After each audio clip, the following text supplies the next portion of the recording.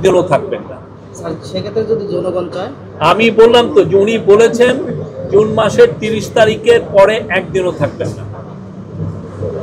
Any other question? আজকে রাজনৈতিক ব্যক্তিত্বরা এসেছিলেন, তারা বলছিলেন যে প্রশাসনের প্রতি কনফিডেন্ট পাচ্ছে না সরকার, সেই কারণে তারা নির্বাচনের ব্যাপারে দ্বিধাগ্রস্ত ছিলেন বা যে ইস্যুগুলো এসেছে সুনির্দিষ্ট তারিখ ঘোষণা করতে পারছে মানে কোন জায়গাগুলোতে মনে হচ্ছে যে এখন বা কাদের কারণে এই ডিস্টেবিলাইজেশন, প্রশাসনের উপরে সরকারের নিয়ন্ত্রণ নেই বা বোঝাপড়ায় ঘাটতি? আমাদের গভর্নমেন্টের তো 3টা ব্রড কাজ আমরা বলেছি। একটা হচ্ছে হলো সংস্কার, আর একটা হচ্ছে বিচার, আর একটা হচ্ছে নির্বাচন। এই সংস্কারের কাজের মধ্যে সংস্কারগুলো হওয়ার পরে আমরা যখন পূর্ণ সংস্কার করতে পারবো, দেখবেন যে ইলেকশন এগুলো বিষয়েও আমরা মানুষের আস্থা পাবো।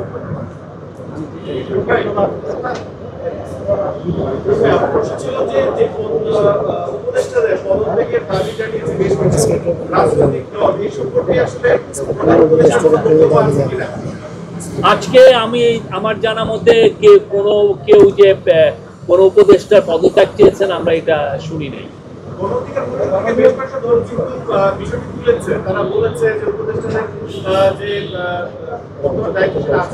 ওনারা সুনির্দিষ্ট দাবি করেছেন বলে আমার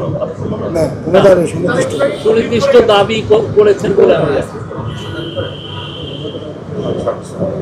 ডেডলাইন দিয়েছেন, এবং আমি কালকেও বলেছি, আজকেও বলছি, বারবার বলছি, উনি এক কথার মানুষ।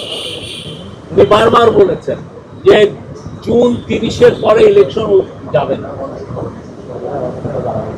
আপনাকে ওনাকে ট্রাস্ট করতে হবে।